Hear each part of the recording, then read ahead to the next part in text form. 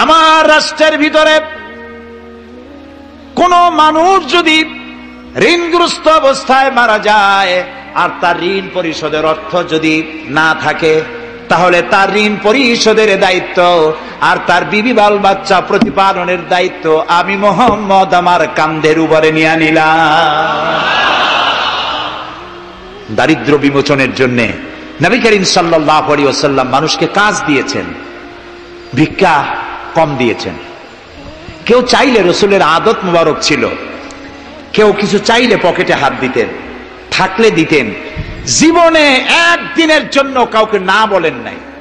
বলেছেন কিছু নাই, বলতেন আজকে দিতে পারলাম না, তুমি আবার এসো, দেব না, এরকম কথা জীবনে একবারও বলেন নাই। সুবহানাল্লাহ।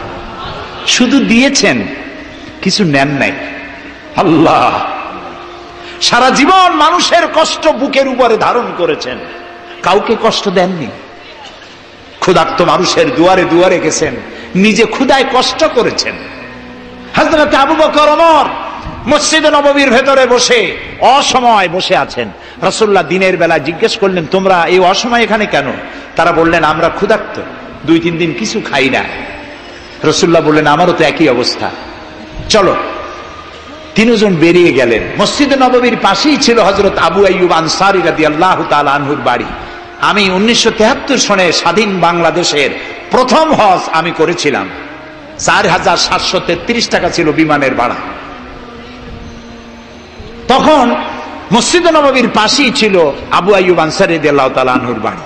সেই বাড়িতে গেলাম। ওইখানে একটা বাক্সের ভিতরে, একটা গ্লাসের বাক্সের ভিতরে ছিল রসুলের ব্যবহার করা তরবারি, তীর আর ধনুক।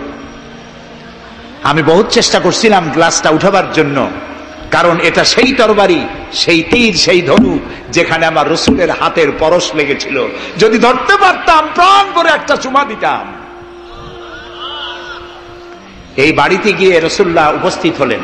আবু আইয়ুব আনসারী, 3 জন মেহমান, এর থেকে শ্রেষ্ঠ মেহমান আছে? স্ত্রীকে বললেন, তাড়াতাড়ি একটা ছাগল জবাই করো, রুটি বানাও। তিনি চলে গেলেন বাগানে। বাগান থেকে কিছু খোরমা আনলেন। হাদিস শোনাচ্ছি, গল্প নয়। কিছু খোরমা এনে রসুলের সামনে রাখলেন। রাসূলুল্লাহ বললেন, এর মধ্যে কাঁচা পাকা, আধা পাকা 3 পদের খাজুর, আমি কোনটা খাবো? হযরত আবু আইয়ুব বলেন, 3 প্রকারের খেজুরে আপনি হাত দিবেন, কারণ আপনার হাত যে প্রকারের খেজুরের গায়ে লাগবে আমার বাগানে আল্লাহ রাব্বুল আলামিন সেই খেজুরে বরকত দিয়া দিবেন। কিছুক্ষণ পরে রান্না হয়ে গেল। রাসূলের সামনে গোশত আসলো, রুটি আসলো। আল্লাহর নবী খাবারের শুরুতে 2-1টা রুটি আর 2-3টা গোশত টুকরা রুটি দিয়া পেঁচায়া হযরতে আবু আইয়ুব আনসারীর হাতে দিয়া দিলেন। বললেন, আবু আইয়ুব, এই রুটি আর গোশত টুকরা নিয়ে যাও, আমার কলিজার টুকরা মা ফাতেমা গত 3 দিন হলো কিছু খায় নাই। দুনিয়ার মানুষের খাবার পৌঁছায়ছেন, নিজে না খেয়ে থেকেছেন। হযরত আয়েশা বলেছেন, 1 দিন 2 দিন না, মাসের পর মাস রাসূলুল্লাহর স্ত্রীদের ঘরে চুলায় আগুন জ্বলে নাই। হযরত ওমর রাদিয়াল্লাহু তাআলা আনহু রাসূলুল্লাহর ঘরে প্রবেশ করেছেন। এখনো ঘরটা আছে মসজিদে নববীর কোনায়, ছোট্ট ঘরটা, বিশ্বনবীর ঘর। তিনি ঘরের মধ্যে প্রবেশ করে দেখেন রাসূলুল্লাহ শুয়ে আছেন। তারপরে হযরত আবু বকর সালাম করলেন, রাসূলুল্লাহ উঠে বসলেন। হযরতে ওমর রাদিয়াল্লাহু তাআলা আনহু বাচ্চা শিশুর মতো ডুকরে কেঁদে উঠলেন। নবীজি জিজ্ঞেস করলেন, ওমর কাঁদো কেন? হযরত ওমর বলছেন, ইয়া রাসূলুল্লাহ, আমি বিশ্বনবীর ঘর দেখতেছি, ছোট্ট একটি ঘর, এক কোনায় পানি শূন্য সরাহি কাত হয়ে পড়ে আছে, এক পাশে একটা গ্লাস, আর আপনি যে বিছানায় শোয়া, চাদর নাই, বালিশ নাই, দড়ি দিয়া বুনানো খাটিয়ার উপরে শুয়েছিলেন, হাতের তলায়, মাথার তলায় হাত দিয়ে আপনার জান্নাতি শরীর মোবারকের পিঠের উপরে দড়ির দাগ আমি সহ্য করতে পারছি না ইয়া রাসূলুল্লাহ। কাফেরেরা পৃথিবীতে এত শান্তি করলো, আর আল্লাহ রাসূলের গায়ে দড়ির দাগ, আপনি আমাকে অনুমতি দেন, আমি একটা তোষক আপনাকে বানায় এনে দেই। রাসূলুল্লাহ বললেন, ওমর, আমি যদি হুকুম করি এই যে ওহদ পাহাড়টা আমার জন্য সোনায় পরিণত হয়ে যাবে। আমি পৃথিবীতে শান্তি করতে আসি নাই, এসেছি মানবতার মুক্তির জন্য, কল্যাণের জন্য। নবী করিম সাল্লাল্লাহু আলাইহি ওয়াসাল্লাম এই যাকাতের বিধান কায়েম করলেন। মানুষের দুয়ারে দুয়ারে খাবার পৌঁছে গেল, বৃদ্ধরা ভাতা পেল, বয়স্করা ভাতা পেল, বেকারেরা তাদের কাজের সংস্থান পেয়ে গেল। অবস্থা এমন হলো, হযরত ওমর ইবনে আব্দুল আজিজ রাহমাতুল্লাহ আলাইহির সময় যাকাত কে নেবে, যাকাত কে নেবে চিল্লানো হতো, ঢোল বাজানো হতো। একজন লোক পাওয়া যেত না যে যাকাত আমার দরকার। ইতিহাস লিখছে, ওই সময় একজন লোক তার সাদকার টাকা নিয়ে ঘুরতেছে যে যাকাত কাকে দিবে। 3 দিন হলো যাকাত নেওয়ার মতো একটা লোক পেল না। অবশেষে ক্লান্ত হয়ে মরুদ্যানের মধ্যে বসে আছে। কিছু সময় পর দেখলো যে একটা লোক, ধুলায় ধূসরিত চেহারা, তিনি এসেছেন, হাতে একটা বড় টোপলা। এই লোকটি বলল, পথিক, আসসালামু আলাইকুম, আমি 3 দিন ঘুরলাম এই দেশে, একটা মানুষ পেল না যাকে আমি সাদকার টাকা, যাকাতের টাকা দিতে পারি। আপনাকে মনে হচ্ছে গরিব মানুষ, জামা কাপড় ময়লা, আপনি আমার এই টাকাগুলি নিয়ে আমাকে উদ্ধার করুন। লোকটি বলছে, তোমার মাথা ঠিক আছে কিনা আমি জানি না, তুমি কি মনে করছো যে আমার এই বস্তার মধ্যে ছেঁড়া খাতা? তোমার ওই টোপলায় যত টাকা, ওর থেকে অনেক বেশি টাকা আমার এই বস্তার ভিতরে। আমি 1 সপ্তাহ ঘুরতেছি, একটা গরিব মানুষ পাই নাই এই দেশে। এটি হলো যাকাতের কল্যাণময়তা, যাকাত ভিত্তিক অর্থ ব্যবস্থার কল্যাণময়তা। যারা এই যাকাত দেয় না, অর্থকে সঞ্চিত করে, সোনা এবং রূপাকে সঞ্চয় করে, তাদের সম্পর্কে আল্লাহ কি বলছেন? والذين يكنزون الذهب والفضة ولا ينفقونها في سبيل الله فبشرهم بعذاب أليم। যারা নাকি রৌপ্য এবং স্বর্ণ সঞ্চয় করে, আমার রাস্তা খরচ করে না, মানে গরিবদের দেয় না, সঞ্চিত করে রাখে, তাদের জন্য কঠিন পীড়াদায়ক শাস্তির সুসংবাদ দাও। প্রশ্ন উঠতে পারে, শাস্তির কি সুসংবাদ হয়? শাস্তির কি হয়? আল্লাহ সুসংবাদ বললেন কেন? এটা বোঝাবার জন্য ছোট্ট একটি দৃষ্টান্ত যথেষ্ট। মা যদি ছেলেকে কন্ট্রোল করতে না পারে, দারুণ দুষ্ট, মা তখন বলে, দাঁড়া, তোর বাপ আসুক, আমি তারে নালিশ করব, এমন পিটটি দেবে তখন মজা টের পাবি। পিটাইলে কি মজা লাগে? তাহলে মজা বললো কেন? শাস্তির তীব্রতা বোঝাবার জন্য মজা শব্দ ব্যবহার করা হয়। এটা কোরআনে কারীমের বাগধারা। আল্লাহ তাআলা বলছেন, তীব্র শাস্তির সুসংবাদ দাও। স্বর্ণ আর রৌপ্য জমা করে রেখেছো, যাকাত দাওনি। বহু মহিলার অসংখ্য সোনার রূপা আছে, যাকাত দেন না। কবে কালে ভদ্র একটা বিয়ে আসবে, সেই বিবাহে সজ্জিত হয়ে যাবেন, সারা বছরে যাকাত দিলেন না, এতগুলি সোনা আটকায় রাখলেন কেন? আল্লাহ চান না টাকা পয়সা পুঞ্জীভূত হয়ে থাকুক। কোরআন শুধু নামাজ রোজা নয়, দেখুন না আল্লাহ কি বলছেন। আল্লাহ বলছেন, কায়লা ইয়াকুনা দুলাতাম বাইনাল আগনিয়াই মিনকুম। আল্লাহ বলছেন, তোমাদের কিছু সংখ্যক ধনীদের মধ্যে তোমাদের সম্পদগুলি পুঞ্জীভূত হয়ে যাক, এটা আমি চাই না। এটা যাকাত, ফিতরা, সাদকা, এককালীন দানের মাধ্যমে গোটা জাতির মধ্যে পৌঁছে যাক, তাহলে মানুষের উপকার হবে। সুতরাং 7.5 তোলা নিচ পর্যন্ত যাকাত আপনার না দিলে চলবে। যখন 7.5 তোলা হবে তখনই যাকাত শুরু হবে। যত বেশি হয় গোড়া থেকে শুরু করে সবটা দিতে হবে। 52 তোলা রূপা হলে যাকাত দিতে হবে। এই যাকাতের টাকা না দিয়ে যারা জমা করে রাখেন, শাস্তিটা কি হবে শোনেন। আল্লাহ শাস্তির ধরনও বলছেন, ইয়াউমা ইউহমা আলাইহা ফি নারি জাহান্নাম ফাতুকওয়া বিহা জিবাহুম ওয়া জুনুবুহুম ওয়া যুহুরুহুম হাযা মা কানাজতুম লিআনফুসিকুম ফাযুকু মা কুনতুম তাকনিজুন। এমন একদিন আসবে যখন এই স্বর্ণ আর রৌপ্যকে জাহান্নামের আগুন দিয়ে জ্বালায়া সিল বানানো হবে। আর এই সিলগুলি তোমার কপালে, তোমার পার্শ্ব দেশে, তোমার পৃষ্ঠ দেশে সিল মারা হবে জাহান্নামের আগুন দিয়ে। আর বলা হবে হাদা মা কানাসতুম লিআনফুসিকুম, এই হলো তোমার সেই সব সঞ্চিত সম্পদ যা তুমি সঞ্চয় করে রেখেছিল, আল্লাহর রাস্তায় খরচ করো নাই। রাসূলের কাছে প্রশ্ন হয়েছে ওয়ায়াসআলুনাকা মাযা ইউনফিকুন, হে রাসূল আপনাকে প্রশ্ন করা হয় যে কি খরচ করব। আল্লাহ তাআলা বলছেন কুলিল আফওয়া, বলুন প্রয়োজনের অতিরিক্ত জিনিস আল্লাহর রাস্তায় খরচ করে দাও। আমরা প্রয়োজনের অতিরিক্তটা ব্যাংকে জমা রাখি, আল্লাহ বলেন খরচ করো। যত খরচ করবে আল্লাহ তত বাড়াই দিবেন। দেখেন না আল্লাহ বাড়ায় কেমনে? আল্লাহরে বিশ্বাস করেন যে আল্লাহ যে বাড়াইতে পারেন, এটাকে বিশ্বাস করেন? এটি তো ইমানের প্রশ্ন। কেউ যদি জবাব দিতে ব্যর্থ হন তাহলে তো কুলক্ষণ। আল্লাহ কি সম্পদ কমানো আর বাড়ানোর মালিক কে? ইয়ামহাকুহুল্লাহুর রিবা ওয়া ইউরবিস সাদাকাত, আল্লাহ তাআলা বলছেন আমি সুদকে ধ্বংস করি আর সাদকাকে বৃদ্ধি করি। হালালে বরকত হয়, হারামে বরকত হয় না। আজ গোটা পৃথিবীতে, শুধু বাংলাদেশে নয়, গোটা বিশ্বে ওয়ার্ল্ড ব্যাংকের দৃষ্টিতে ইসলামী ব্যাংক পৃথিবীতে সব থেকে সফল ব্যাংক। তাও আলহামদুলিল্লাহ কব না। কেন? কারণ হালালে বরকত হয়, হারামে বরকত হবে না। আচ্ছা, কুত্তায় বাচ্চা দেয় কয়টা কন্ত? ওর তো ফ্যামিলি প্ল্যানিং নাই, জনমের মতো হয়।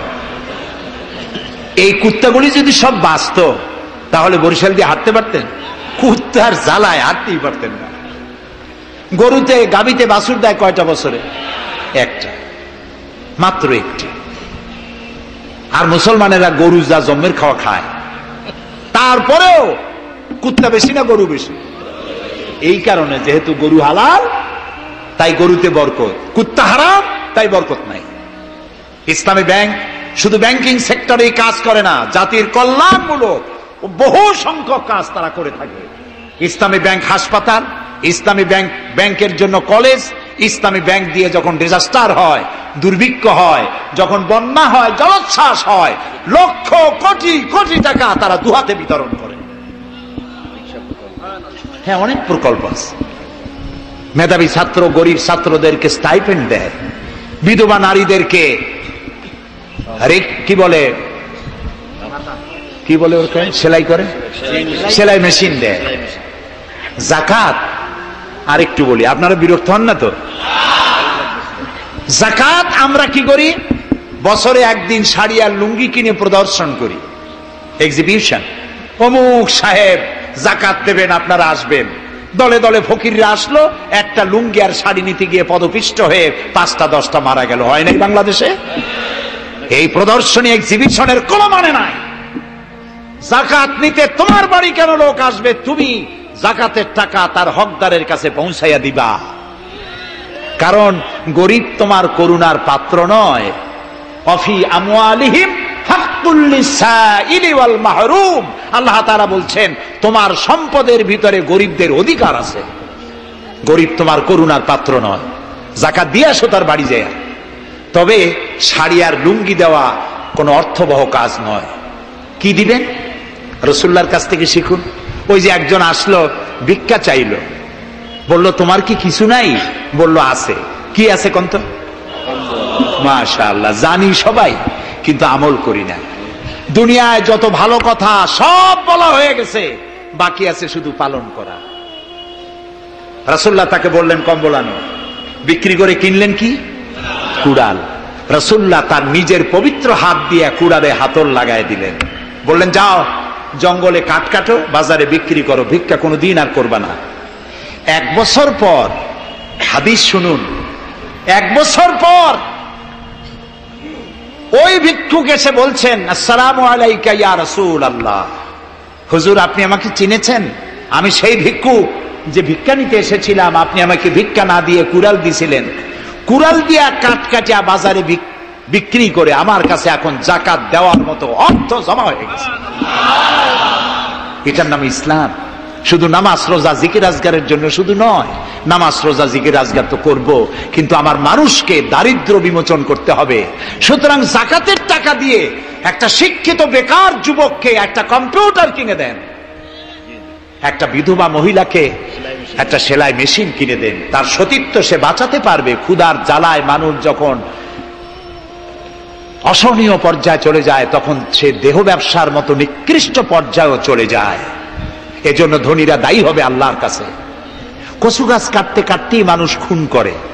একটা এতিম বাচ্চা ক্ষুধার জ্বালায় ঘুরতেছে, ওই বাচ্চাটি আপনি তাকে একটু আদর করেন, ওরে আপনি একটা চীনাবাদামের বাক্স কিনে দেন 50 টাকা 100 টাকা দিয়া, কিছু চীনাবাদামের পুঁজি দেন, একটা পানের খিলি বানাইয়া বিক্রি করার পুঁজি দেন, কয়েকটা বুট পলিশের কালি আর ব্রাশ কিনে দেন, সে রাস্তায় বসে জুতা পালিশ করবে, ছেলেটি পকেট মারা থেকে চুরি করা থেকে বেঁচে যাবে, সমাজ সংস্কার হবে, সমাজ অপরাধ মুক্ত হবে, সমাজ থেকে দারিদ্র বিমোচন হবে। আলহামদুলিল্লাহ বলেন। আপনি কি জানেন এই যে গাছগুলি লাগালে পরে কত সওয়াব হয়, এবং দারিদ্র বিমোচনের জন্য গাছের কি বিশাল ভূমিকা।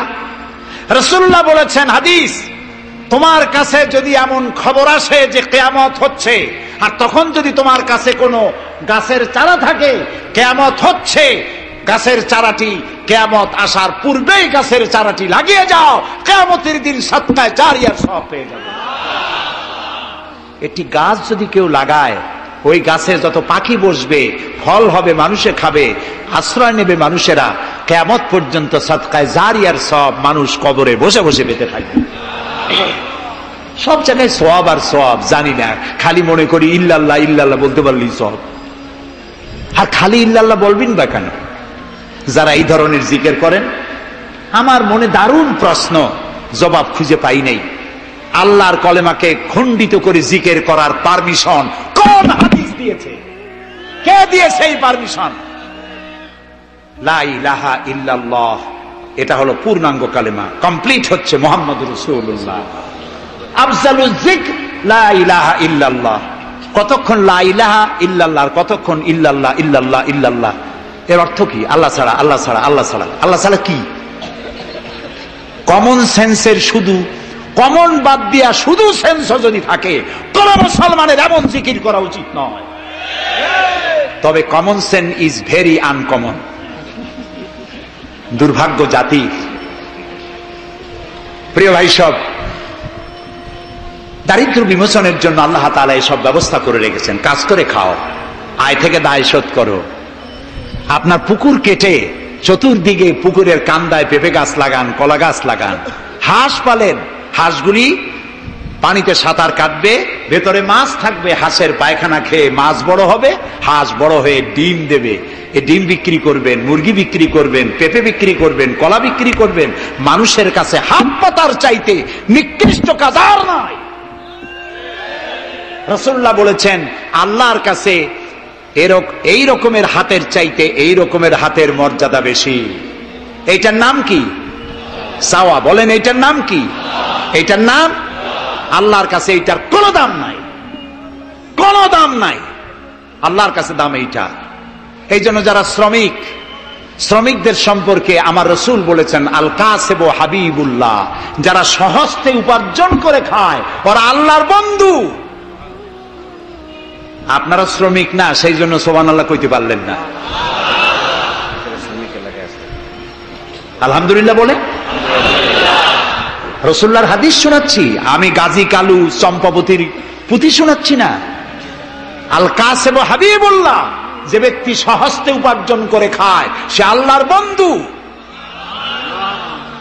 এখন যদি কোন রিকশাওয়ালা, কুলি মজুর, ঠেলাওয়ালা যদি মনে করে আল্লাহর বন্ধু যখন হইছি নামাজ রোজা দিয়ে আর করবো কে, এটি কিন্তু ঠিক নয়।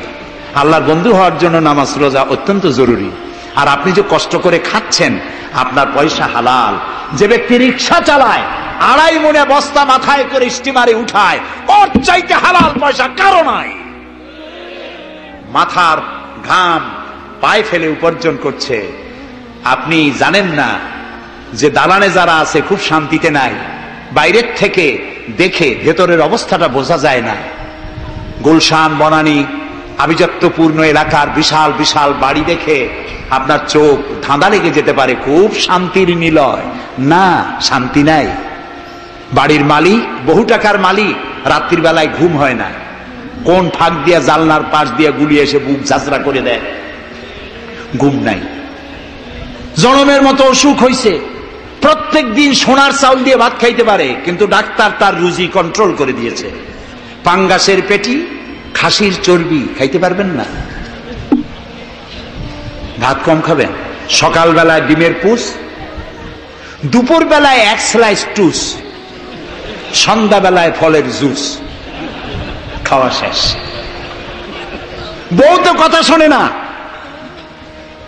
হাজারো কাজ করে ঘরমুক্ত হয়ে স্বামী ফিরেছে, বিবি সাহেবা বেগম সাহেবা পেখম ধরে হাতে ভ্যানিটি ব্যাগ নিয়ে স্বামীর সামনে থেকে হন হন করে যাচ্ছে। স্বামী বেচারা কষ্ট করে জিজ্ঞেস করছে, তুমি কই যাও? বলছে, আই এম ভেরি বিজি। ছেলে হয়েছে কয়টা? সব গুন্ডা, মাস্তান, মাথায় এত বড় চুল, হাতে এত বড় নখ। মেয়েগুলি বয়ফ্রেন্ড নিয়ে কোথায় চলে গেছে। বেটা বাড়ির কাজের লোক, কাজের মেয়েদের হাতের দেওয়া খানা খাইলো, আদর পাইল না, যত্ন পাইল না, সম্মান পাইল না, খাইয়ে নিজে নিজে শুয়ে আছে, এতগুলা ঘুমের ট্যাবলেট খাইছে, ঘুমও আসে না। কিন্তু তুমি মেয়া রিক্সাওয়ালা, ঠেলাওয়ালা, কুলি মজুর, সারাদিন কাজ করে পোলাও চাউল কিনতে পারো নাই, মোটা চাউল কিনেছ, খেসারির ডাল কিনেছ, এটু কিনে বাড়িতে বউ রান্না করেছে। আমি এই চোখে দেখা কথা বলি, আল্লাহ তাআলা এই বয়সে কম দেখান নাই। কমলাপুর রেল স্টেশনের বস্তি দেখেছি, অনেক বস্তি এলাকায় গিয়েছি। স্বামী বসে খাচ্ছে, ঘরমাক্ত রিক্সা চালায় আসছে, 2.5 মণে বস্তা টানে আনছে, স্ত্রী খাবার তুলে দিচ্ছে, আরেকটু খাও, খুব কষ্ট করেছো, আরেকটু খাও। ওর ঘরে ফ্যান নাই, কাপড়ের আঁচল দিয়ে স্বামীর কপাল মুছে দিচ্ছে, আরেকটু খাও, এত কষ্ট করো তুমি। ওর ঘরে ফোমের বিছানা নাই, চটের মতো শক্ত বিছানা, বালিশ নাই, ইটের মতো শক্ত, কাপড়ের একটু কভার দাও। এরকম একটা বালিশের উপরে সারাদিনের শ্রান্তি আর ক্লান্তি নিয়ে আর ঘুমায় গেছে, কোন ওষুধ খাওয়া লাগে নাই। এমন ঘুম আসছে, ওর নাকের গর্জনে ট্রাকের ইঞ্জিন ফেল। শান্তি কি বড় লোক হলে হয়? শান্তি দেওয়ার মালিক আল্লাহ। শান্তি দেওয়ার মালিক কে? আল্লাহ তাআলা। এই জন্যে এই শান্তি আসবে যদি সঠিকভাবে, সুষ্ঠুভাবে আল্লাহ পাকের দেওয়া এই বিধানগুলি আমরা যদি সমাজে কায়েম করতে পারি, তাহলে এটি সম্ভব। আমার দেশে এখন যদি যাকাতের টাকা কালেকশন করা হয়, তাহলে আমরা একটা হিসাব করেছি, আমি একটা ব্যাংকের সাথে জড়িত আছি, আপনারা জানেন বোধহয়, ইসলামী ব্যাংক।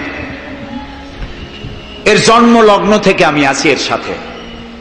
সেই হিসেবে আমরা একটা জরিপ চালাইছি, বাংলাদেশে যদি এখন যাকাত যদি গভর্নমেন্ট কালেকশন করে, তাহলে একেবারে কম করে হলেও 6,000 কোটি টাকা যাকাত কালেকশন হতে পারে।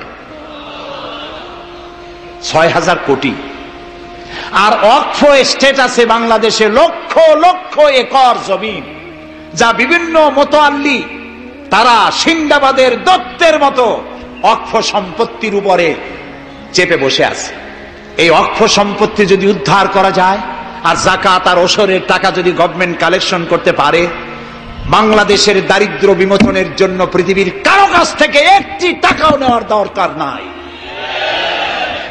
এই যে 6,000 কোটি টাকার শূন্যতা, ভ্যাকুয়াম সৃষ্টি হলো বাংলাদেশে, এই শূন্যতা পূরণের জন্য এগিয়ে এলো এনজিওরা, এবং তারা সুদের বাণিজ্য শুরু করলো। ব্যাংক সুদ নেয় 15 or 17%, আর এনজিওরা নেয় 35 থেকে 40%। মারাত্মক সুদখোর। সমাজে কাবলিওয়ালাদের মতো সুদ চালু করে দিয়েছে। প্রিয় ভাই সব, বাংলাদেশ এটি সম্পদশালী দেশ। যারা বলে, আমি পার্লামেন্টে একবার বক্তৃতায় বলেছিলাম যে যারা বলে বাংলাদেশ গরিব, আমি তাদের সাথে একমত হতে পারি না। আমার দেশ সম্পদশালী দেশ, আলহামদুলিল্লাহ বলে।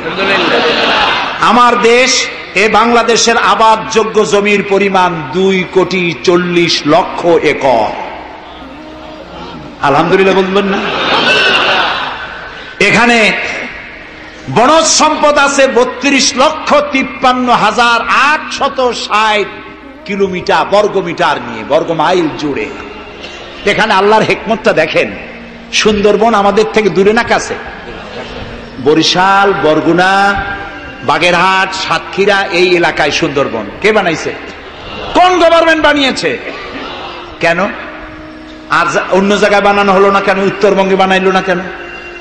কারণ আমাদের বঙ্গোপসাগর হলো সাইক্লোন জোন, এখান থেকেই ঘূর্ণিঝড়ের উৎপত্তি হয়। সাইক্লোন জোন 240, 80, 300 অথবা সহস্র মাইল স্পিডে বা 500 মাইল স্পিডে ঝোড়ো হওয়া প্রবাহিত হওয়ার জন্য ঘূর্ণিঝড় প্রস্তুতি দেয়। আবহাওয়া বার্তা দিয়ে তা শোনানো হয়। উপকূলীয় এলাকায় যদি আল্লাহ তাআলা সুন্দরবন তৈরি না করতেন, তাহলে সমুদ্রের ঘূর্ণিঝড়ের প্রথম ধাক্কায় কুয়াকাটা, পটুয়াখালী, বরগুনা, সাতক্ষীরা, পিরোজপুর, বাগেরহাট, বরিশাল প্রথম ধাক্কায় উড়ে চলে যেত। আল্লাহ তাআলা কি দয়া, সুন্দরবন বানাই দিয়ে প্রোটেক্টেড করেছেন। তাও আমরা সুবহানাল্লাহ বলবো না? এই সুন্দরবন রক্ষার জন্য গভর্নমেন্ট পাহারাদার লাগিয়েছে, কিন্তু পাহারাদারেরা নিজেরাই রক্ষকরা হইছে ভক্ষক, জন্মের খাওয়া খাইতেছে। আল্লাহ দেখলেন যে এরা তো এই ধরনের মানুষ খুব বেকায়দা, সেই জন্য আল্লাহ তাআলা নিজেও কিছু পাহারার ব্যবস্থা করলেন। সেই পাহারাদার কে? Royal Bengal tiger. যদি সামনে পড়েন 10 কোটি টাকা ঘুষ দেবেন, এ কথা শুনলেও আপনারে ছাড়বে না। যাতে বংশানুক্রমে পৃথিবীর মানুষ, দেশের মানুষ এগুলি ভোগ দখল করতে পারে, আল্লাহ সেই জন্য পাহারাদার রেখে দিয়েছেন। সুবহানাল্লাহ। আমার দেশে রয়েছে পানি সম্পদ। বাংলাদেশে ছোট বড় 250টি নদ নদী আছে, যেগুলির দৈর্ঘ্য 3,200 বর্গমাইল। আছে পানি সম্পদ, আছে পশু সম্পদ, আছে মৎস্য সম্পদ, সর্বোপরি আছে এই বাংলাদেশের 14 কোটি মানুষের 28 কোটি হাত। এই হাতগুলি যদি ভিক্ষুকের হাত না হয়ে কর্মীর হাত হয়ে যায়, তাহলে আমাদের দেশ গরিব থাকতে পারে না। আমার দেশের সম্পদের অভাব নাই, যথেষ্ট সম্পদ আছে, শুধুমাত্র ইকুয়াল ডিস্ট্রিবিউশন নাই। সৎ এবং যোগ্য নেতৃত্বের অভাবে এই চরম দুরবস্থার সৃষ্টি হয়েছে। আরো হয়েছে রাজনৈতিক প্রতিহিংসার কারণে। তা না হলে আমরা পৃথিবীর মধ্যে দাঁড়ায় যেতাম। যুদ্ধ বিধ্বস্ত জাপান কোথা থেকে কোথায় গেল? উত্তর কোরিয়া আমেরিকাকে চ্যালেঞ্জ করছে। থাইল্যান্ড, যারা নারী ব্যবসা করে জীবন বাঁচাইতো, সেই থাইল্যান্ড এখন, আমি মেলবোর্ন ইউনিভার্সিটিতে আমার প্রোগ্রাম ছিল, যাওয়ার সময় ব্যাংকক হয়ে গেলাম। একটি হোটেলে আমার থাকার জায়গা ছিল। 30 কিলোমিটার লম্বা ফ্লাইওভার ব্যাংককে। বিল্ডিং গুলি দেখতে হলে এরকম তাকালে মাথা টুপি পড়ে যায়, এত উঁচু উঁচু বিল্ডিং। সিঙ্গাপুর কোত্থেকে কোথায় গেল? আমরা যে তিমিরে ছিলাম সেই তিমিরেই রয়ে গেলাম। আমাদের বুঝতে হবে, আমার ইসলাম দারিদ্র্যের বিকাশের জন্য আসে নাই, দারিদ্র বিমোচনের জন্য এসেছে। সুন্দর একটি সমাজ বিনির্মাণের জন্য ইসলাম এসেছে, এবং তা গণতান্ত্রিক প্রক্রিয়ার মধ্য দিয়ে। নবী করিম সাল্লাল্লাহু আলাইহি ওয়াসাল্লাম যদি বলতেন ইন্তেকালের সময় যে আমার মেয়ে নেতৃত্ব দিবে, আমার নাতি নেতৃত্ব দিবে, বলেন কার বাবার হিম্মত ছিল এটার প্রতিবাদ করার? তিনি কি তা করেছেন? না। ইন্তেকালের সময় জিজ্ঞাসিত হয়ে তিনি বললেন, আমার পরে তোমাদের মধ্যে যিনি বেশি যোগ্য, খোদাভীরু, আল্লাহকে ভয় করে, তেমন লোককে তোমরা নেতা নির্বাচিত করো। আবু বকর রাদিয়াল্লাহু তাআলা তাই বলেছেন, ওমর, ওসমান, আলী তাই বলেছেন। সুবহানাল্লাহ বলেন। ওয়া আমরুহুম শুরা বাইনাহুম, এটি হলো গণতন্ত্র। তোমরা তোমাদের পরামর্শ ভিত্তিতে তোমাদের রাষ্ট্র সমাজ পরিচালনা করো। সুবহানাল্লাহ বলেন। কে বলে কোরআন শুধুমাত্র একটি ধর্মগ্রন্থ, বেদ আর বাইবেলের মতো? নিশ্চয়ই নয়। কোরআন একটি পূর্ণাঙ্গ জীবন বিধান, যা মানুষের জীবনের কথা বলে। এ মাসটার নাম কি? আরবি মাসের নাম কি? মুহররম। এটি সেই মাস যে মাসে খেলাফতকে প্রতিষ্ঠার জন্য রাসূলের কলিজার টুকরা নয়নের পুতুল ইমাম হোসাইন কারবালার ময়দানে শাহাদাত বরণ করেছিলেন। রাজতন্ত্রের বিরোধিতা করেছিলেন। হযরত ইমাম হোসাইন তিনি দেখতে পেলেন 680 খ্রিস্টাব্দে সিরিয়ার দামেস্কে এজিদ ক্ষমতা দখল করলো অগণতান্ত্রিক পদ্ধতিতে, এবং সরকারি মালের কোনো হিসাব নাই, অডিট নাই, স্বৈরাচারী কায়দায় তিনি ক্ষমতা দখল করে মদিনার আহলে বায়াত যারা মদিনার নেতৃবৃন্দকে তার আনুগত্য করার জন্য বাধ্য করলো। ইমাম হোসাইন যে মায়ের পেটে এসেছেন, যে পিতার পেটে জন্মে এসেছেন, যে নানার কোলে বড় হয়েছেন, তিনি কি এই দৃশ্য চোখে দেখতে পারেন? তিনি বললেন আমি কুফায় যাব। কুফার লোকেরা দাওয়াত দিল, তিনি কুফায় রওনা করবেন। মদিনার লোকেরা হাতে পায়ে ধরলো, কুফায় আপনি যাবেন না। তিনি বললেন আমি কোন ক্রমে এজিদের বশ্যতা স্বীকার করব না, আমি এর বিরোধিতা করবই। মাত্র 72 জন লোক নিয়ে তিনি কুফার দিকে অগ্রসর হলেন। এই 72 জনের মধ্যে 40 জন পুরুষ আর 32 জন নারী আর শিশু। তিনি যখন কারবালা প্রান্তরে পৌঁছে গেছেন, ইবনে জিয়াদ কুফার গভর্নর, তিনি বাধা দিলেন, বললেন আমার দরবারে হোসাইনকে হাজির করো। ইমাম হোসাইন বললেন যে ব্যক্তি আল্লাহর আখিরাতকে অস্বীকার করেছে, রাসূলকে অস্বীকার করেছে, আমি তার সামনে জীবন থাকতে যাব না। রাতারাতি ইয়াজিদ 6000 সৈন্য পাঠিয়ে দিল। ইমাম হোসাইনের সাথে লোক কত? মাত্র 72। 6000 লোক কি যুদ্ধ করা লাগে 72-এর সাথে? শুধু যদি মার্চ করে পায়ের তলায় পিছে 72 জন শেষ হয়ে যাবে। হযরত ইমাম হোসাইন রাতের বেলায় সঙ্গীদের বললেন, ও আমার সাথীরা, ইয়াজিদ আমার শির চায়, আমাকে চায়, আমার সঙ্গে থেকে তোমরা তোমাদের জীবনকে বিপন্ন করো না, তোমরা সবাই ফিরে চলে যাও মদিনায়। সাথীরা বললেন, ইমাম আজকে যদি আপনাকে ছেড়ে জীবনের মায়া নিয়ে মদিনায় ফিরে যাই, আর আপনার যদি শাহাদাত নসিব হয়, তাহলে কিয়ামতের দিন আল্লাহর নবীর সামনে আমরা কি জবাব দেব? আমরা আমাদের জীবন দিয়ে আপনাকে পাহারা দেব। সকালবেলা যুদ্ধ শুরু হয়ে গেল। জোহরের নামাজ আসতে না আসতে 40 জন পুরুষ শাহাদাত বরণ করলেন। এখন একজন পুরুষ বেঁচে আছেন, ইমাম হোসাইন। তাঁবুর ভিতরে স্ত্রী এবং অন্যান্য মহিলাদের কাছ থেকে বিদায় নিতে এসেছেন। তোমাদেরকে আল্লাহর হাওয়ালা করলাম, আমি যুদ্ধে চলে যাচ্ছি। আমার চোখের সামনে আমার নানাজির দান্দান মোবারক শহীদ হওয়া ইসলাম, সাহাবীদের রক্ত দেওয়া, জীবন দেওয়া ইসলাম, খেলাফত মিটে যাবে পৃথিবী থেকে, রাজতন্ত্র প্রতিষ্ঠা হবে, আমার জীবন থাকতে আমি তা হতে দেব না। স্ত্রী এগিয়ে এলেন, বললেন, হোসাইন জিহাদের ময়দানে থেকে আমি আপনাকে বিরত থাকতে বলবো না, তবে একটি দাবি আছে। এই যে ছোট্ট দুগ্ধপোষ্য শিশু, গত কয়েকদিন হলো ঘরে খাবার নাই, পানি নাই, আমার বুকে দুধও নাই, এই ছোট্ট বাচ্চাটিকে একটু পানির ব্যবস্থা করুন। ইমাম হোসাইন কলিজার টুকরা সন্তানকে 2 হাতে উঁচু করে এজিদি সৈন্যদের সামনে এসেছেন। এজিদি সৈন্যরা, আমার হাতের দিকে তাকাও, এটি রসুলের আওলাদ, আমার কলিজার টুকরা সন্তান। ফোরাতের অফুরন্ত পানি প্রবাহিত হচ্ছে, একটু ফোরাতের কুলটা ছেড়ে দাও, ওর একটু পানি পান করায়। আমার সাথে তোমাদের শত্রুতা থাকতে পারে, এই নিষ্পাপ বাচ্চার সাথে তো কোনো শত্রুতা থাকার কথা নয়। তার এই আবেগপূর্ণ কথা এজিদি সৈন্যদের কলিজা স্পর্শ করলো না। তারা বিষাক্ত তীর নিক্ষেপ করলো। ইমাম হোসাইনের উঁচু করে ধরা বাচ্চার বুকের ভিতর থেকে বিষাক্ত তীর প্রবেশ করে বেরিয়ে গেল অপর প্রান্ত থেকে, রক্ত ফিনকি দিয়ে বেরিয়ে এলো। ইমাম হোসাইন 2 হাতে আজলা ভরে সেই রক্ত চেহারায় মাখতে লাগলেন আর বললেন, কলিজার টুকরা সন্তান, সালেহ আলাইহিস সালামের উটনির রক্তের চাইতে তোমার রক্ত পবিত্র।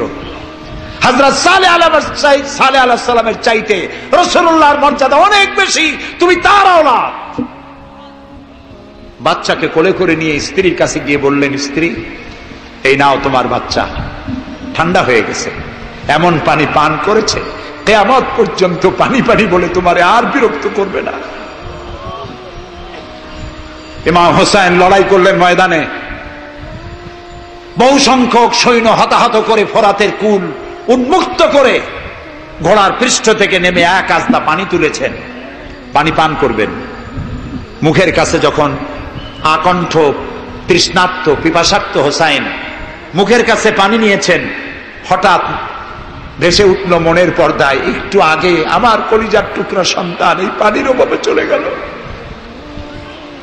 40 জন মানুষ বিদায় হলো, এক ফোঁটা পানি দিতে পারলাম না, এই পানি আমি কেমনে খাই? হাতের থেকে পানি পড়ে গেল। অশ্বের পৃষ্ঠে আরোহণ করলেন, চতুর্দিক থেকে তীর আর তরবারি আসতে লাগলো। ইমাম হোসেন বললেন, থামো, একটু থামো, তোমরা কাকে তীরবিদ্ধ করছো? আমি কি তোমাদের রসুল মুহাম্মদ সাল্লাল্লাহু আলাইহি সাল্লামের নাতি নই? আমি কি তোমাদের রসুলের কলিজার টুকরা মা ফাতেমার নয়নের বড়ি নই? কেমন করে আমার গায়ে তোমরা তীর মারো? উম্মে সালমা, আমাদের মা উম্মে সালমা রাদিয়াল্লাহু তাআলা আনহা, সকাল বেলায় 11ই মুহররম সকাল বেলায় তিনি ঘরে বসে কাঁদতেছেন। কয়েকজন প্রতিবেশী মহিলা এসে বলছেন, মা আপনি কাঁদেন কেন? তিনি বলছেন, আজকে রাত্রে আমি স্বপ্নে দেখেছি রাসূলুল্লাহ আমার বাড়ি এসেছেন। আমি দেখতে পেলাম আল্লাহ রসুলের চোখ দিয়ে পানি পড়ছে, দাড়ি মোবারক ধুলা মাখা, বুক কাদা বলি। আমি জিজ্ঞেস করলাম, ইয়া রাসূলুল্লাহ আপনি কাঁদেন কেন? মুখখানা মলিন কেন? দাড়ি মোবারকে ধুলাবালি কেন? রাসূলুল্লাহ বললেন, উম্মে সালমা তুমি জানো না আমি এইমাত্র কারবালা থেকে এসেছি। আমি দেখে এলাম আমার কলিজার টুকরা হুসাইনের শির মোবারক তার দেহ থেকে বিচ্ছিন্ন করে ঘোড়ার পদতলি, ঘোড়া দিয়ে পদদলিত করা হয়েছে তার দেহ মোবারক। ইসলাম এত সহজে আসে না, অনেক রক্ত পাড়ি দিয়ে এসেছে ইসলাম।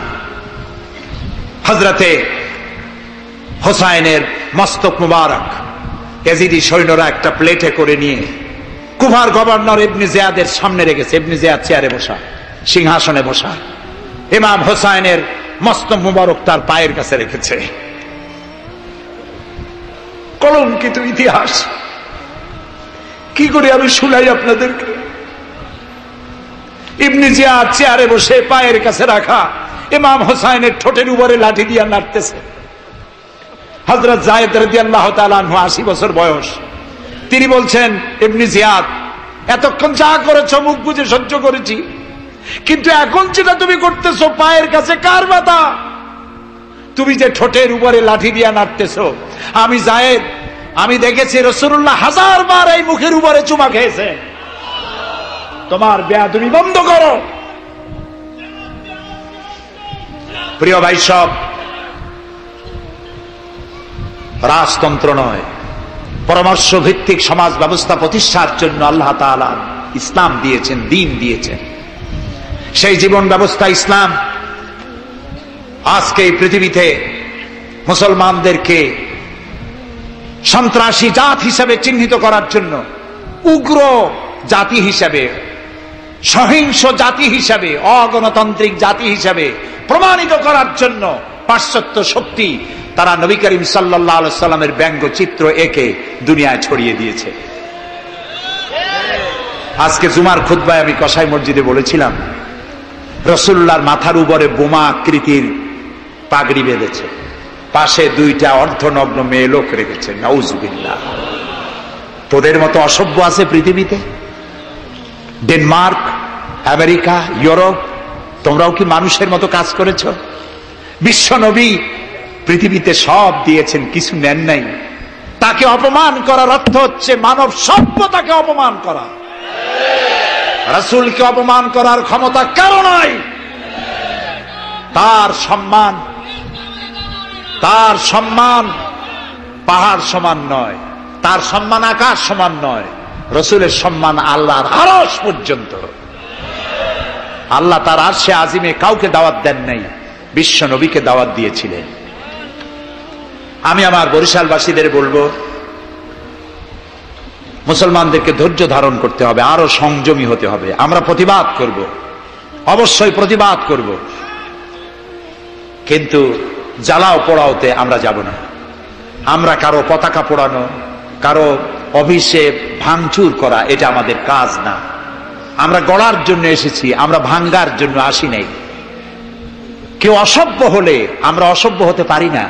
ওরা অসভ্য, ওরা বর্বর, ওদের জীবনে ভালোবাসা নাই, তাই ওরা প্রতি বছর একটা দিন ভালোবাসা দিবস পালন করে। আমার জীবনে ভালোবাসার অভাব নাই। ইসলাম সর্বশ্রেষ্ঠ জীবন ব্যবস্থা। এই কল্যাণময় জীবন ব্যবস্থা প্রতিষ্ঠার জন্য এগিয়ে আসতে হবে মুসলমানদেরকে, সকলকে, হিন্দুদেরকেও। হিন্দু, বৌদ্ধ, খ্রিস্টানদের বলি, আমার প্রিয় ভাইয়েরা, আপনাদের মধ্যে আমাদের মধ্যে পার্থক্য খুবই কম। হিন্দুরা বলেন এক ব্রহ্মা, দ্বিতীয় নাস্তি, আমরা বলি লা ইলাহা ইল্লাল্লাহ, কথা প্রায় কাছাকাছি। আপনারা পুনর্জন্মে বিশ্বাসী, আমরা পুনরুত্থানে বিশ্বাসী। আমরা খুব ভালো আছি, এই দেশটা খুব ভালো দেশ, পূজা আর রোজা একসাথে হয়, আমরা অনেক আরামে আছি। এদেশে সাম্প্রদায়িক সম্প্রীতি নাই বলে যারা বিদেশে বদনাম ছড়ায়, তাদের হেদায়েতের জন্য আমরা আল্লাহর কাছে দোয়া করি, আল্লাহ তাদের হেদায়েত করো। ক্ষমতা হারায় মানুষ এত পাগল হয় যে দেশের বিরুদ্ধে কথা বলে, মায়ের বিরুদ্ধে কথা বলে, রাষ্ট্রের বিরুদ্ধে কথা বলে। আল্লাহ এদের হেদায়েত নসিব করে দিন। প্রিয় ভাই সব, আমার হিন্দু ভাইয়েরা, অমুসলিম ভাইরা যারা আসছেন, আমি তাদেরকে বলবো, এই কোরআন শুধু মুসলমানদের জন্য নয়। আপনার ইসলাম কবুল করা লাগবে না। আমি ইউরোপ, আমেরিকা, অস্ট্রেলিয়া, আফ্রিকায় যখন অমুসলিমদের মধ্যে বক্তৃতা করি, তখন বলি আপনাদের মুসলমান হওয়া লাগবে না, যে ধর্মে আছে সে ধর্মে থেকেই যদি কোরআন বর্ণিত আইন যদি মানেন, আপনি শান্তি পাবেন, দুনিয়ায় শান্তি পাবেন, আখিরাতে পরকালেও শান্তি পাবেন কিনা আল্লাহ ভালো জানেন, তবে দুনিয়ার শান্তি তো পাবেনই। কোরআনের আইন সকলের জন্য প্রযোজ্য। প্রিয় ভাই সব, আমি এখন মুনাজাতের দিকে আগাবো। ইসলামের ব্যাখ্যা দিচ্ছিলাম, ইন্নাদ দীনা ইনদাল্লাহিল ইসলাম। ইসলামের চাইতে কল্যাণময় জীবন ব্যবস্থা পৃথিবীতে আর নাই। বলেন সুবহানাল্লাহ। আমি মুনাজাতের দিকে যাচ্ছি, আর মুনাজাতের আদব হলো বসা। এই রাস্তা জুড়ে যত মানুষ দাঁড়ানো আছেন, সব মানুষ বসুন। গতকাল বলেছিলাম, মুনাজাতের কথা শুনে দুই একজন হাঁটে, এটি কিন্তু বেয়াদবির পর্যায়ে পড়ে। আদবের খেলা। মানুষের হাতে যেমন ক্যামেরা থাকে, ফেরেশতার হাতে ক্যামেরা আছে না? তা আপনি মুনাজাতের কথা শুনে যদি হাঁটেন, আপনি তো বেয়াদবের খাতায় নাম লেখালেন। এমন হতভাগ্য কারো হওয়া উচিত না। মুনাজাত হয় কার কাছে? সেই আল্লাহরে ভয় করেন, জায়গায় বসেন এবং মুনাজাতে শরীক হন। মুসলমানদের বড় দুর্দিন যাচ্ছে, এত বড় দুর্দিন। আমি ছোট্ট মানুষ, আমার জ্ঞান সীমিত, আমার ইলেম কালাম সীমিত, আমার দৃষ্টিভঙ্গি সীমিত। এই সীমিত দৃষ্টিভঙ্গি দিয়ে, আমার পড়াশোনা অবজারভেশনের মধ্য দিয়ে আমি যেটা বুঝতে পারি, বর্তমান পৃথিবীতে মুসলমানেরা যে বিরাট ষড়যন্ত্র আর বিপদের মুখোমুখি হয়েছে, পৃথিবীতে কোনো কালে এত ষড়যন্ত্র, এত বহুমুখী ষড়যন্ত্র আর কোনোদিন হয়েছে বলে আমার জানা নেই। এই ষড়যন্ত্র থেকে বাঁচার জন্য দোয়া করতে হবে কার কাছে? কার কাছে? তিনিই পারবেন আমাদেরকে কল্যাণ দিতে। এই জন্যে মা বোনেরা যারা এসেছেন, মা বোনদেরকে বলবো, আপনাদেরকে ইসলাম সর্বাধিক সুযোগ দিয়েছে, আপনাদের অধিকার দিয়েছে। লেখাপড়া করতে পারবেন, চাকরি করতে পারবেন, রাজনীতি করতে পারবেন, আপনারা সমাজনীতি করতে পারবেন, আপনারা যুদ্ধেও যেতে পারবেন, সব পারবেন। তবে আপনার শালীনতা, আপনার সম্ভ্রম, আপনার সতীত্ব, আপনার পর্দা আপনাকে বজায় রাখতে হবে। এ কাজটুকুনের মধ্য দিয়ে নারীর অধিকার প্রতিষ্ঠিত হবে। সেজন্য আমি মা বোনদেরকে বলবো, আসুন ইসলামকে জানি, ইসলামকে বুঝি, ইসলামের সাথে নিজেদেরকে সম্পৃক্ত করি। এটি শুধুমাত্র নামাজ, রোজা, হজ, যাকাতের ধর্ম নয়। নামাজ, রোজা, হজ, যাকাত সহ অর্থনীতি, সমাজনীতি, রাষ্ট্রনীতি সবকিছুর সমন্বয় একটা জীবনের স্কিম, একটি পরিকল্পনা যা দিয়েছেন আল্লাহ তাআলা। সুবহানাল্লাহ বলি। আর ওই কথার প্রতিবাদ করি যারা আল্লাহর আইন প্রতিষ্ঠার নামে বোমা হামলা করে, সন্ত্রাসী তৎপরতা চালায়। এরা জিহাদকে অবমাননা করেছে। জিহাদ আর যুদ্ধ এক কথা নয়, জিহাদ আর কিতাল এক কথা নয়, হোলি ওয়ার এবং জিহাদ এক কথা নয়। সুতরাং আল্লাহর আইন প্রতিষ্ঠার নামে যারা সন্ত্রাসী তৎপরতা চালায়, তারা একটি জঘন্য কাজ করছে। যারা বোমা মারে আল্লাহর আইন প্রতিষ্ঠার জন্য, তারা মানুষ নয়, তারা মানুষ নামের কলঙ্ক, তারা নরপশু। বলুন তো তারা কি? তারা জানোয়ার। হরকতুল জিহাদ, তারপরে জামাতুল মুজাহিদিন, জুমরাতুল মাসাকিন, আবার আরেকটা নতুন সংগঠন বেরোচ্ছে নাকি শুনলাম, তার নাম করেছে তারা আল জঙ্গিতুল জংলা। এরা কোন জঙ্গল থেকে বাইর হবে আল্লাহ জানে। আপনারা যদি এদের ধরতে পারেন, এদেরকে থানায় সোপর্দ করবেন। আপনি যদি জানতে পারেন, আপনার ছেলের রুম আপনার পরিদর্শন করা উচিত। আপনার ছেলের পড়ার রুমের টেবিলের ড্রয়ারে কি আছে, বালিশের তলে কি আছে, বেডের নিচে কি আছে, সেসব বইপত্র আপনার দেখা উচিত। অর্ধ পড়ুয়া, লেখাপড়া জানে না, মা বাপ থেকে বিচ্ছিন্ন করে এইসব ছেলেপেলেদেরকে ওরা ট্রেনিং দেয়। একটা বিচারপতি মারতে পারলেই বেহেশতে যাবা তাড়াতাড়ি, একটা আইনজীবী মারতে পারলে বেহেশতে যাবা, বোমা মারো বেহেশতে যাও। বলেন নাউজুবিল্লাহ। আমাদের দেশে ইসলাম এসেছে বড় বড় আলেম আর বড় বড় আল্লাহর ওলিদের মাধ্যমে ইসলাম এসেছে। তারা কি বোমাবাজি করেছেন? তারা কি সন্ত্রাসী তৎপরতা করেছেন? না। ওই জায়গায় দেখেন হযরত খানজাহান আলী রহমতুল্লাহ আলাইহির কবর আছে না? কোথায়? বাগেরহাটে। খালি কুমির দেখেন না, ইতিহাস দেখেন। তিনি এসে মানুষের খাবার পানি ছিল না, বড় বড় দিঘি কেটেছেন। এই ছিল তাদের কাজ।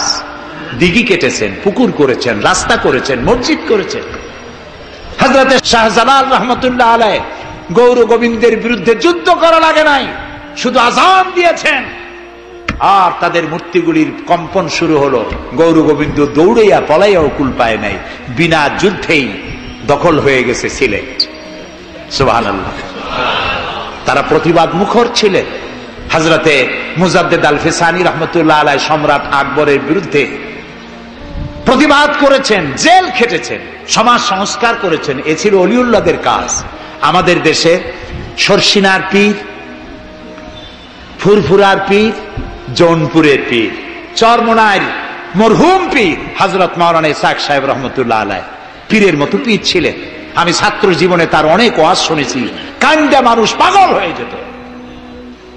গাছের তার তলারটা দুটো খাওয়ার অভ্যাস ছিল না। তিনি মানুষকে ব্যঙ্গ করেন নাই, কারো বিরুদ্ধে উল্টাপাল্টা ফতোয়া দেন নাই। আমার কাছে ইসলাম, কারো কাছে ইসলাম নাই, এই বাজে কথা তিনি জীবনেও বলেন নাই। আমরা তাকে সম্মান করি। এই সব বড় বড় অলিউল্লাহ আর আলেমরা এদেশে ইসলাম প্রচার করেছে, সন্ত্রাসের মধ্য দিয়ে নয়, ভালোবাসা দিয়া উন্নয়নমূলক কাজ করে মাদ্রাসা, মসজিদ, এতিমখানা প্রতিষ্ঠা করে করেছে। সুতরাং এই সন্ত্রাসী তৎপরতা যারা চালায় তারা মানুষ নয়, তারা জানোয়ার, তারা পশু। এদেরকে ধরিয়ে দিন, পুলিশকে ধরিয়ে দিন। আমরা সরকারের শুকরিয়া আদায় করি, আলহামদুলিল্লাহ বর্তমান সরকার এদের নেটওয়ার্ক ভেঙে চুরমার করে দিয়েছে। বাকি আছে দুই শয়তান। এই দুই শয়তান আজ হোক কাল হোক ধরা পড়বেই ইনশাআল্লাহ। ইনশাআল্লাহ বলেন। এবং এদের দৃষ্টান্তমূলক প্রচন্ড শাস্তি হবে ইনশাআল্লাহ। যারা আমাদের দেশকে বদনাম করেছে, বাংলাদেশ পৃথিবীর দ্বিতীয় বৃহত্তম মুসলিম দেশ, গণতান্ত্রিক দেশ, এই দেশকে অন্যের পরাধীনতা থেকে আমাদের দেশকে আমাদের বাঁচাতে হবে। এই জন্য আলেম ওলামাদেরকে চিন্তা করতে হবে, ভাবতে হবে আগামীতে যেন এই দেশ কোন দেশের তাবেদার গোলাম রাষ্ট্রে পরিণত না হয়ে যায়। কারা এটা করতে পারে? কারা ক্ষমতা এলে আলেমদেরকে গ্রেফতার করবে? কারা ক্ষমতা এলে মাদ্রাসা বন্ধ করে দেবে? কারা ক্ষমতা এলে শাইখুল হাদিসকে দড়ি দিয়ে বাঁধে বরিশাল জেলখানায় ঢুকাইয়া চোরের সাথে রাখবে? ওদেরকে চিনতে হবে, ওদেরকে চিনতে হবে। আর ঐক্যবদ্ধভাবে যারা আলেমদের পক্ষে, মাদ্রাসার পক্ষে, যারা আলেমদেরকে অসম্মান করে না, আলেমদেরকে মর্যাদা দেয়, তাদের সাথে থাকুন। এই দেশের সমস্ত মাদ্রাসাগুলি ফাজেলকে ডিগ্রির মান, কামেলকে মাস্টার্সের মান দেওয়া হবে ইনশাআল্লাহ। কওমি মাদ্রাসাগুলোকে স্বীকৃতি দেওয়া হবে ইনশাআল্লাহ। আমার দেশে ইসলাম প্রচারিত হয়েছে দুটি শিক্ষা ব্যবস্থার মধ্য দিয়ে, আলিয়া এবং কওমি। আমরা কোনোটাকে ঘৃণা করি না, দুটোই। আমি পল্টনে বক্তৃতায় বলেছিলাম, কেউ যদি আমাকে জিজ্ঞেস করে আপনার দুটি চোখের মধ্যে কোনটা আপনার প্রিয়, আমি পাল্টা প্রশ্ন করতে চাই, আপনি বলুন আপনার কাছে কোনটা প্রিয়? আপনার কাছে যদি দুটোই প্রিয় হয়, আমার কাছেও দুটোই প্রিয়। আলিয়াও প্রিয় আমার চোখের মতো, কওমি মাদ্রাসাও আমার প্রিয়। এই মাদ্রাসাগুলি এখানে আছে বলে ইসলাম আছে। মাদ্রাসা থাকবে না, ইসলাম থাকবে না। সুতরাং মাদ্রাসা হচ্ছে ইসলামের লালন কেন্দ্র। মসজিদও থাকবে না। মসজিদে যেতে হলে তো মাদ্রাসা লাগবে, নামাজ শিখবা কোথায়, আল্লাহরে চিনবা কোথায়? এই জন্য সব থেকে বেশি জরুরি হলো মাদ্রাসা। সেই মাদ্রাসার তারা শত্রু, তাই 252টা মাদ্রাসা যারা বন্ধ করেছিল, এখন তারা আবার বলে ক্ষমতায় যেতে পারলে সংবিধানের 5ম সংশোধনী বাতিল করবে। 5ম সংশোধনী বাতিলের অর্থ কি? 5ম সংশোধনী বাতিলের অর্থ হলো আল্লাহর উপরে রাষ্ট্রের সমস্ত কাজের উৎস আল্লাহর উপর ঈমান এবং অবিচল আস্থা কেটে দিয়ে সেখানে সংবিধানের শিরোনাম থেকে বিসমিল্লাহ কেটে দেওয়া হবে। ধর্মভিত্তিক রাজনীতি নিষিদ্ধ ঘোষণা করা হবে। মুসলমানেরা বেঁচে থাকতে কোন অবস্থাতেই এই শক্তিকে ক্ষমতায় আসতে দেওয়া যায় না। সমস্ত আলেম ওলামা ঐক্যবদ্ধ হতে হবে। কোন মিষ্টি কথায় ভুলে গেলে হবে না। তেলের দাম, দ্রব্য মূল্য বেড়ে গেছে, তাই আমাদেরকে অন্য পথে যেতে হবে। এই পাগলামি করলে নিজের পায়ে নিজে কুড়াল মারা হবে। সুতরাং আল্লাহর দিন, দেশ বাঁচলে আমরা বাঁচবো, স্বাধীনতা থাকলে আমরা থাকবো। দেশের স্বাধীনতা, অস্তিত্ব, অখণ্ডত্ব বাঁচিয়ে রাখার জন্য সর্বোপরি এই যে টুপি মাথায় দিয়ে চলি, মুখে দাড়ি আছে, এই দাড়ি আর টুপিকে টিকিয়ে রাখার জন্য যারা ইসলামকে ভালোবাসে, আলেমদেরকে ভালোবাসে, সম্মান দেয়, মর্যাদা দেয়, উন্নয়নের জোয়ার বয়ে দেয় সারা দেশ জুড়ে, তাদের সাথে ঐক্যবদ্ধ হয়ে কাজ করা আমাদের ইমানের দায়িত্ব। সে দায়িত্ব পালনের তৌফিক আল্লাহ আমাদেরকে দান করুন। বাস, আমরা এখন মোনাজাত করব। মোনাজাতের পরে এশার আজান হবে। এশার নামাজ জামাতে পড়ে আমরা বাড়ি যাব। ঠিক আছে ভাই? গতকাল কিন্তু ঠিক থাকে নাই, আজকে যেন থাকে। তবে অনেকে এশার নামাজ পড়ে এসেছেন, এটাও ঠিক। যারা পড়ে আসেন নাই তারা আমাদের সাথে পড়বেন। নামাজ না থাকলে ঈমান থাকবে না। নামাজ না পড়লে নিজেকে মুসলমান বলে পরিচয় দেওয়ার অধিকার নষ্ট হয়ে যায়। জীবনে আর নামাজ ছাড়বো না, এই ওয়াদা কি করা যায়? যাবে? দুহাত উঁচু করুন, বলুন ইয়া আল্লাহ, তোমার পবিত্র নামে ওয়াদা করি, যতদিন পর্যন্ত মালাকুল মউত আমার মাথার কাছে না আসতেছে ততদিন পর্যন্ত ফরজ নামাজ, ফরজ রোজা আর ছাড়বো না, আর ছাড়বো না, আর ছাড়বো না। এবার জোরে বলেন ইয়া আল্লাহ, আমার আজকের এই ওয়াদা আমার মৃত্যু পর্যন্ত আমাকে পালন করার তৌফিক দাও। আমিন ইয়া রাব্বাল আলামিন। এখন মোনাজাত হচ্ছে। মোনাজাতের পর আপনারা নামাজের জন্য কাতার দিয়ে দাঁড়িয়ে যাবেন আর সকলে আর্থিক সাহায্য করবেন। আল্লাহুম্মা আমিন।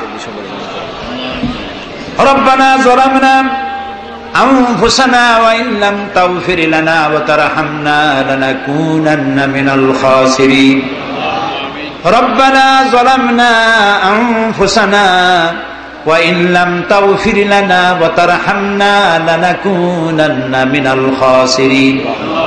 হে আল্লাহ তাআলা, হাজার হাজার মুসলমান নরনারী দীর্ঘক্ষণ ধরে তোমার কোরআন শুনেছি, হাদিস শুনেছি, আর শেষ পর্যায়ে এসে ভিক্ষুকের মতো, কাঙ্গালের মতো গুনার বোঝা মাথায় নিয়ে তোমার দরবারে হাত তুলেছি। দয়া করে মেহেরবানি করে আমাদের জিন্দেগীর সমস্ত গুনাহ খাতাকে মাফ করে দাও। আমাদের মধ্য থেকে আমাদের মা বাপ দুনিয়া থেকে যারা বিদায় হয়ে গেছে, আয় আল্লাহ রব্বুল আলামিন, মা বাপের কবরগুলিকে জান্নাতের টুকরা বানায়া দাও। রব্বির হামহুমা কামা রব্বায়ানি সগীরা।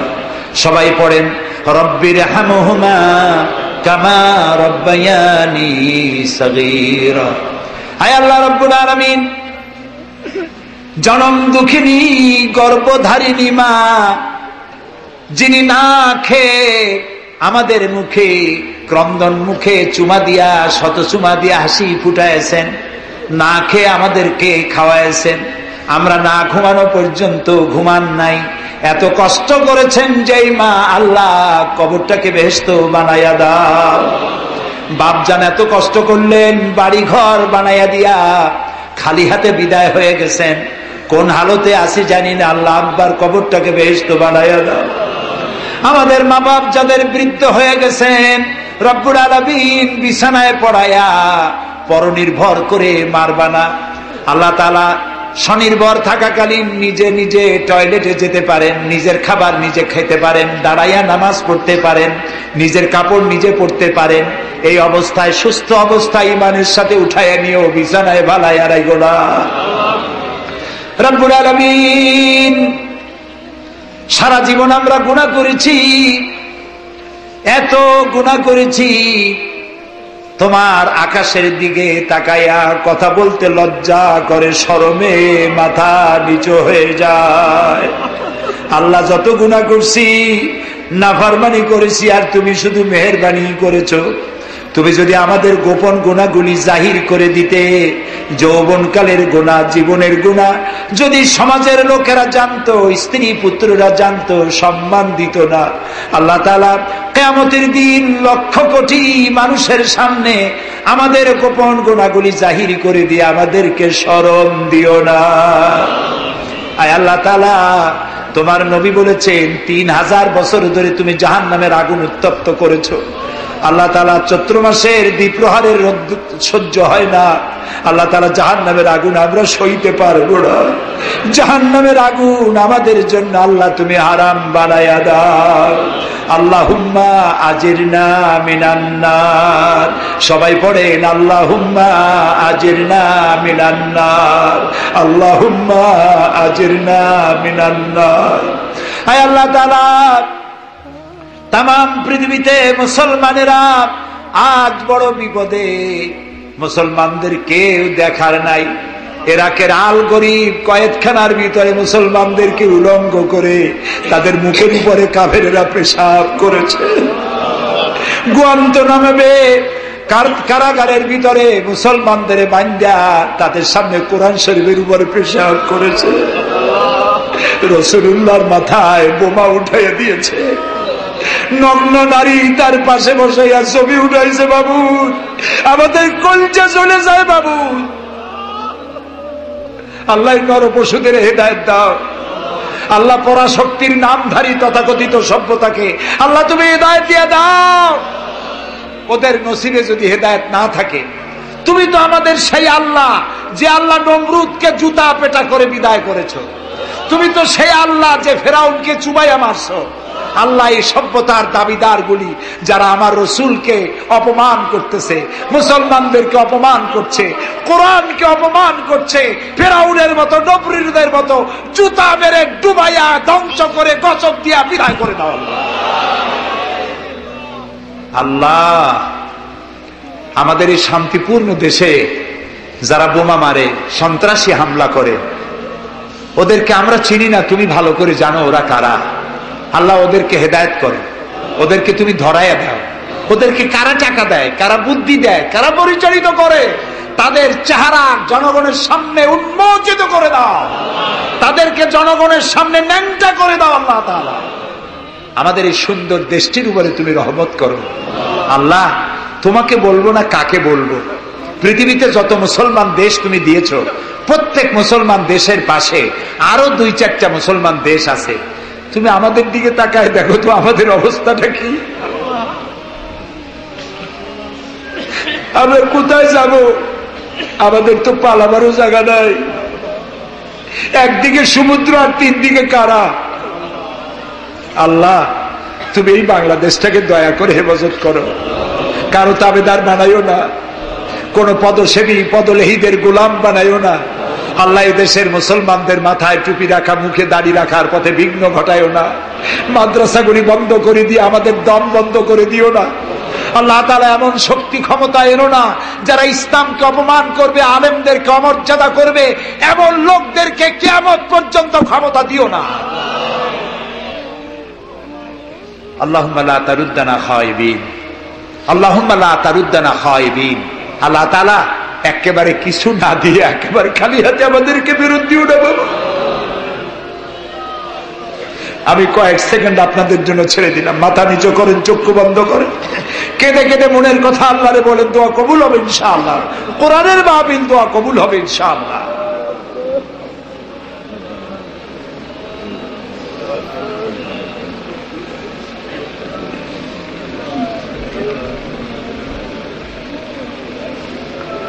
আয় আল্লাহ, তুমি নিশ্চয়ই শুনতে পাচ্ছ আমরা কি বলছি, তুমি নিশ্চয়ই দেখতে পাচ্ছ আমরা কোথায় বসা আছি। আল্লাহ তাআলা তুমি তাকিয়ে দেখো, তোমার অনেক বান্দীরা তারা বহু কষ্ট করে এসছেন। আল্লাহ তোমার বান্দীদের আরজি পুরা করো, মহিলাদের মা বোনদের ব্যাধি মাফ করো, যার সন্তান নাই নিঃসন্তানীকে সন্তান দাও, যাদের ছেলে মেয়ে বড় হয়েছে বিয়ে দিতে পারে না বিয়ের ব্যবস্থা করে দাও, রুজি রুটিতে যাদের অভাব অনটন আল্লাহ তাদের ব্যবস্থা করে দাও। আল্লাহ তাআলা আমাদের দেশে যারা নৈরাজ্য সৃষ্টি করতে চায়, অস্থির করতে চায় দেশটাকে, আল্লাহ তাদের হাত থেকে দেশটাকে রক্ষা করো। এই বরিশালের উপর রহমত নাজিল করো। এখানে যারা ব্যবসা বাণিজ্য করে হালাল ভাবে ব্যবসায় বরকত দাও। এদেশে হিন্দু মুসলমান খ্রিস্টান বৌদ্ধ সাম্প্রদায়িক সম্প্রীতি নিয়ে বসবাস করার তৌফিক দান করে দাও। আলেম ওলামা পীর বুজুর্গদের মধ্যে মহব্বত কায়েম করে দাও। যারা আলেম ওলামাদের মধ্যে বিদ্বেষ সৃষ্টি ছড়ায়, যারা ইসলামী আন্দোলনের বিরুদ্ধে ফতোয়া দিয়া আল্লাহ তাআলা যারা বিঘ্ন ঘটাতে চায়, আল্লাহ দয়া করে তাদেরকেও হেদায়েত করো। অনেকে দোয়া চেয়েছেন, যিনি যেভাবে দোয়া চেয়েছেন তুমি জানো, তার দোয়া পূরণ করো। আল্লাহ তাআলা এই মাহফিলে জনগণকে সাহায্য করার তৌফিক দাও। আল ফারুক সোসাইটিকে কিয়ামত পর্যন্ত কবুল করে নাও।